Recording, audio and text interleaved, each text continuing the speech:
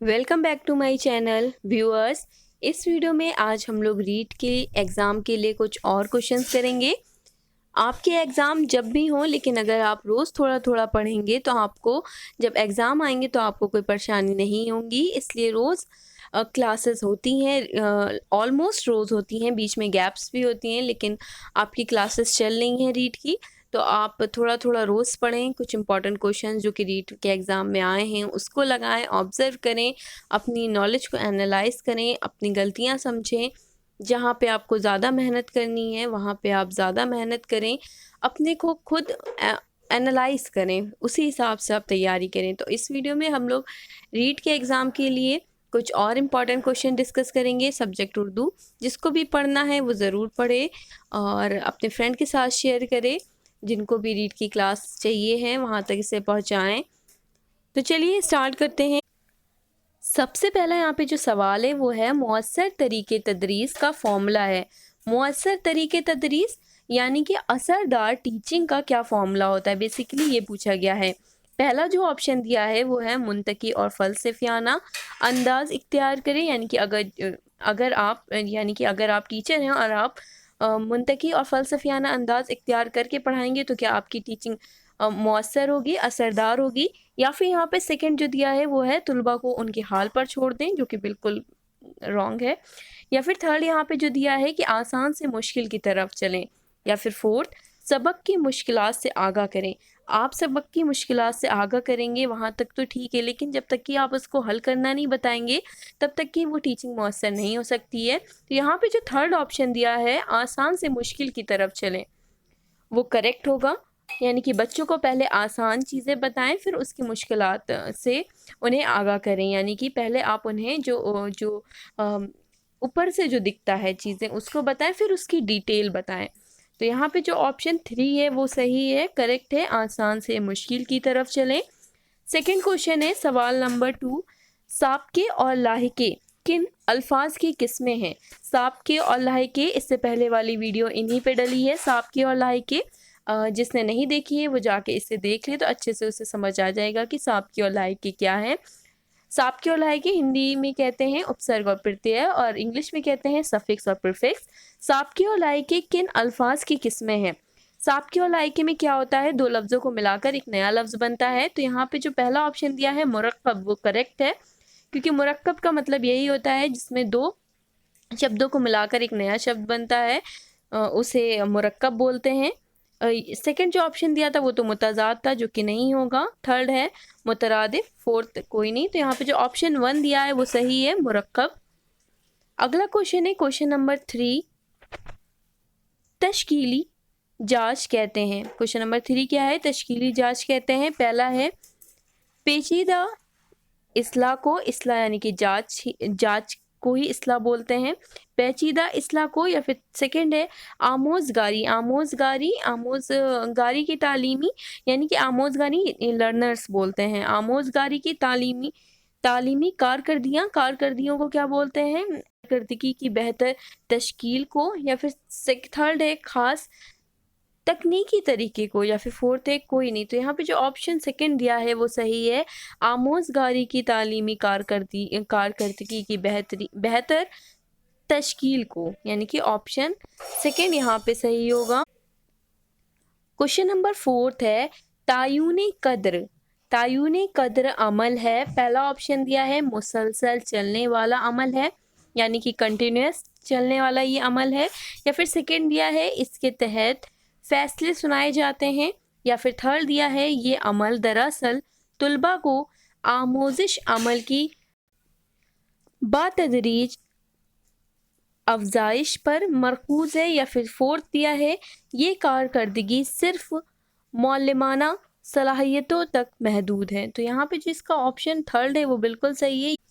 Question number 5 है माले जाती तदारुकी की तरीके कार अपनाए जाते हैं, यानी कि माली जाती तदारुकी मतलब क्या होता है, अगर आप इसे इंग्लिश में समझे तो रेमीडियल टीचिंग जिसे बोलते हैं, उसके तरीक़ेकार अपनाए जाते हैं। पहला जो ऑप्शन दिया है वो है तुलबा की ज़्यादा गहराई और तफसीली से तशख़ीसी जांच की जाती है। रेमीडियल टीचिंग यानी कि जब तक कि आप बच्चों को डायग्नोज नहीं करेंगी, उनकी परेशानी को आप समझेंगे नहीं, तब तक कि आप रेमेडी उसकी नहीं दे पाएंगे। तो यहाँ पे पहला जो ऑप्शन दिया है वो दिया है कि तुलबा की ज़्यादा गहराई और तफसीली से तशख़ीसी जांच की जाए। तशख़ीसी मतलब क्या होता है?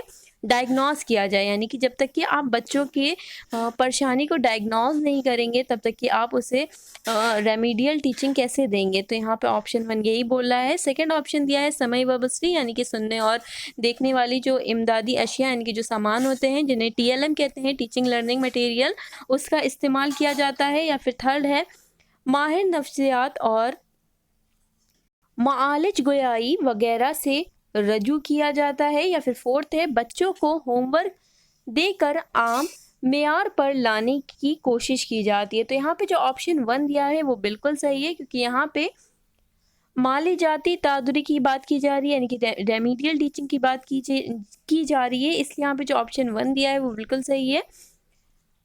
अगला क्वेश्चन है क्वेश्चन नंबर 6। तदरीसी महारतों में 3 मदारिज हैं जो नहीं है, उस पर निशान लगाइए। पहला क्या है? कबल तदरीस, सेकंड है दौरानी तदरीस, थर्ड है एक आमोजगार, या फिर फोर्थ है माबाद तदरीसी महारतें। तो इसमें फर्स्ट जो दिया है, सेकंड दिया है, फोर्थ दिया है, ये तीनों 3 मदारिज हैं, लेकिन जो यहाँ पे थर्ड दिया है वो नहीं है। तो यहाँ पे इसका ऑप्शन थर्ड होगा, क्योंकि यहाँ पे पूछा है उन्होंने जो नहीं है उस पर निशान लगाइए, इसलिए यहाँ पे ऑप्शन 3 सही होगा। अगला क्वेश्चन है क्वेश्चन नंबर 7। सबक को आसान और आम फहम बनाने का ज़रिया है, यानी कि समझिए आप टीचर हैं और आप कोई चैप्टर पढ़ा रहे हैं, तो आप ऐसा क्या करेंगे जिससे वो जो चैप्टर है वो बहुत ही आसान बन जाए और पढ़ाने में भी मज़ा आए और बच्चों को भी समझ में आए। तो पहला यहाँ पे है फितरती पेशकश, यानी कि जो नेचुरली आप पेश करते हैं, जिस तरह से पढ़ाते हैं उसी तरह से पढ़ाएंगे। या फिर सेकंड दिया है इमदादी अशिया का इस्तेमाल, यानी कि टीएलएम लेके जाएंगे, यानी कि जैसे आपको महात्मा गांधी पढ़ाना है तो आप क्या करेंगे? महात्मा गांधी का फ़ोटो बना के लेके जाएंगे। या फिर आपको जैसे फल के बारे में बच्चों को पढ़ाना है तो आप क्या करेंगे? चार्ट में फलों के पिक्चर्स लगा के लेके जाएंगे क्लास में, फिर उसको शो करेंगे। या फिर आप पेड़ के बारे में जैसे पढ़ा रहे हैं तो आप क्या करेंगे? पेड़ को लेके जाएंगे कि ये जड़ होती है, एक ओरिजिनल पेड़ लेके जाएंगे, फिर उसकी आप जड़ें दिखाएंगे, ये पत्तियां होती हैं, इस तरह से पढ़ाएंगे, यानी कि टीएलएम की मदद से पढ़ाएंगे। तो इससे आपका जो सबक होगा वो आसान हो जाएगा और आम फहम बनेगा। या फिर जो थर्ड दिया है कि बुलंद ख्वानी कराएंगे, यानी कि आप ओरल जो रीडिंग होती है ओरल रीडिंग कराएंगे। या फिर फोर्थ है कि खामोश ख्वानी के लिए कहा जाता है, यानी कि या फिर आप उसको साइलेंट रीडिंग करने को कहेंगे। तो यहाँ पे जो बेहतर है वो है टीएलएम का उपयोग करेंगे, यानी कि इमदादी अशिया का इस्तेमाल करेंगे, जो कि सेकंड ऑप्शन दिया है, यानी कि सेकंड ऑप्शन करेक्ट है। यहाँ पे इमदादी अशिया का इस्तेमाल करेंगे। अगला क्वेश्चन है वो एक पैरा दिया हुआ है, उस पैरे से रिलेटेड क्वेश्चन पूछे गए हैं। पैरा को पढ़ते हैं। सबसे पहले ऊपर पढ़ लेते हैं क्या लिखा है। दर्ज झेल इक्तिबास को पढ़कर नीचे लिखे सवालात के जवाब दीजिए। भगत सिंह के इनकलाबी दोस्तों में राम प्रसाद बिस्मिल, अशफाक उल्लाह खान, सुखदेव और राजगुरु के नाम सबसे अहम थे। ये सभी सर पर कफन बांधकर वतन पर अपनी जान निछावर करने के लिए निकले थे। उसी दौरान लाहौर में साइमन कमीशन के खिलाफ एक ज़बरदस्त जुलूस निकाला, जिसमें लाला लाजपत राय पश थे। इस जुलूस पर अंग्रेज़ी पुलिस ने लाठी बरसाई। लाला लाजपत राय बुरी तरह ज़ख्मी हो गए, जिसके सबब कुछ अरसे बाद ही उनकी मौत हो गई। इस तरह से ये पैरा दिया है। अब देखते हैं कि क्वेश्चन क्या पूछे हैं। यहाँ पे जो क्वेश्चन पूछा है वो है सर पर कफन बांधना मुहावरे से क्या मुराद है। पहला है जिम्मेदारी कबूल करना, सेकंड है जान देने के लिए तैयार रहना, या फिर थर्ड है सख्ती से जवाब देना, या फिर फोर्थ है किसी का कत्ल करना। तो यहाँ पे सेकंड जो है वो बिल्कुल सही है। सर पर कफन बांधना जो मुहावरा है उसके मायने होते हैं जान देने के लिए तैयार रहना। अगला जो क्वेश्चन है वो है जान निछावर करना कवायद की रूह से क्या है। मुहावरा है, अलामत है, या फिर थर्ड दिया है ज़रबुल मिशाल है, या फिर फोर्थ दिया है पहेली है। तो ये एक मुहावरा है, यानी कि ऑप्शन 1 सही होगा। अगला क्वेश्चन है, पेश पेश होने से क्या मफहूम बरामद हो रहा है? पहला है दरमियान में, सेकंड है आगे से आगे, थर्ड है बेखौफ व खतर, या फिर फोर्थ है पीछे पीछे। जो इसका जो सही जवाब है वो है ऑप्शन 2, आगे से आगे। पेश पेश होना यानी कि आगे से आगे। अगला क्वेश्चन है, सर पर कफन बांधकर वतन पर अपनी जान निछावर करने के लिए निकले थे। यहाँ पे गौर करिएगा, थे में कौन सा ज़माना है, यानी कि कौन सा ये टेंस है। सिंपल अगर इंग्लिश में समझे तो ये हाल है, मुस्तकबिल है, माजी है, या फिर कोई नहीं। तो यहाँ पे थे है, इसका मतलब ये माजी है, यानी कि पास्ट है।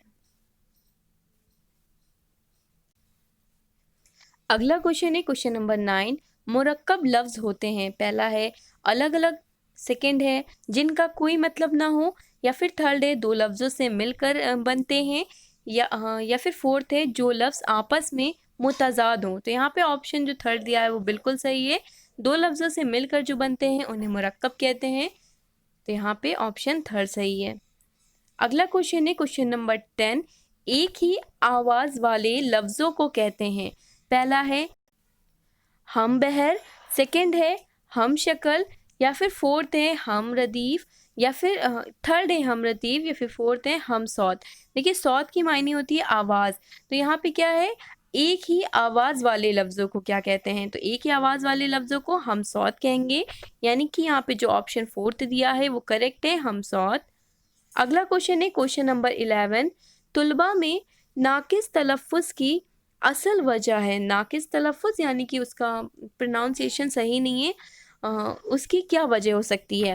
पहला यहाँ पे दिया है कि वालदैन की बेतवज्जी क्या कारण है इसका, या फिर सेकंड है वालदैन का खुद का तलफ़ुज़ नाकिस होना, यानी कि जिनके वालदैन का तलफ़ुज़ ठीक नहीं होता है तो उन्हीं के बच्चों का क्या तलफ़ुज़ नाकिस होता है, या फिर थर्ड है कि स्कूल में गुफ्तगू से मुतालिक सरगर्मियों की कमी, यानी कि स्कूल में एक्टिविटी की कमी है गुफ्तगू से मुतालिक जो होती हैं, या फिर फोर्थ दिया है तुलबा की ज़्यादा तादाद, यानी कि स्टूडेंट के ज़्यादा नंबर की वजह से, यानी कि स्टूडेंट की ज़्यादा नंबर, ये मतलब कि स्टूडेंट के ज़्यादा होने की वजह से क्या ये परेशानी होती है। तो यहाँ पे जो ऑप्शन 3 है वो सही है। जब तक कि स्कूल में एक्टिविटी नहीं कराई जाएंगी गुफ्तगू से मुतालिक जो होती हैं, तब तक कि बच्चों का तलफ़ुज़ इतना बेहतर नहीं हो सकता है। यहाँ पे जो असल वजह है वो यही है, स्कूल में गुफ्तगू से मुतालिक सरगर्मियों की कमी, यानी कि ऑप्शन 3 सही है यहाँ पे। अगला क्वेश्चन है, जिस इस्म से किसी मखसूस जगह या शख्स का नाम ज़ाहिर हो कहलाता है। पहला है इस्म आम, सेकंड है इस्म खास, थर्ड है इस्म जामिद, और फोर्थ है इस्म नकरा। तो ये क्या कहलाता है? इस्म खास कहलाता है। यहाँ पे ऑप्शन सेकंड इसका करेक्ट होगा। जिसने भी इस्म नहीं पढ़ा है वो प्लेलिस्ट पे जाए, मेरे चैनल पे बनी हुई है प्लेलिस्ट कवायद पे, वहाँ जाके इस्म के बारे में अच्छे से पढ़ सकता है। अगला क्वेश्चन है, बात करने वाला खुद के लिए जो ज़मीर इस्तेमाल करता है उसे कहते हैं। पहला है ज़मीर हाजिर, सेकंड है ज़मीर गायब, थर्ड है ज़मीर मुतकल्लिम, या फिर फोर्थ है इनमें से कोई नहीं। तो उसे क्या कहते हैं? उसे ज़मीर मुतकल्लिम कहते हैं। इसका ऑप्शन थर्ड सही होगा। अगला क्वेश्चन है, मुफर्रद जुमलों या कलमों को आपस में मिलाने वाले हुरूफ कहलाते हैं। पहला है हुरूफ जार, सेकंड है हुरूफ तहसीन, थर्ड है हुरूफ अतफ, या फिर फोर्थ है हुरूफ इस्तिफ़ाम अस्तफ़ाम। तो यहाँ पे जो सही है वो है हुरूफ अतफ कहते हैं। जुमलों या कलमों को आपस में मिलाने वाले हुरूफ क्या कहलाते हैं? हुरूफ अतफ कहलाते हैं, यानी कि यहाँ पे जो ऑप्शन थर्ड है वो करेक्ट दिया है, हुरूफ अतफ। अगला क्वेश्चन है, शरीफ और बदजात सिफत की किस किस्म की मिसाल है? पहला है सिफत ज़ाती, सेकंड है सिफत ज़मीरी, थर्ड है सिफत नस्बती। तो ये किसकी है? ये पहला ऑप्शन दिया है सिफत ज़ाती की है। किस में? तो यहाँ पे पहला ऑप्शन करेक्ट होगा। अगला क्वेश्चन है और लास्ट क्वेश्चन है, आधा के मायनी है। आधा मायनी क्या होता है? रिवीजन होता है। तो पहला यहाँ पे दिया है याद करना, सेकंड है भूल जाना, थर्ड है हिफ्ज करना, या फिर फोर्थ है दोहराना। तो यहाँ पे करेक्ट क्या होगा? ऑप्शन फोर्थ दोहराना। यानी कि रिवीजन करना। अगर ये वीडियो आपको पसंद आई हो, आपके लिए हेल्पफुल रही हो, तो इस वीडियो को लाइक करें, मेरे चैनल को सब्सक्राइब करें और शेयर करना ना भूलें।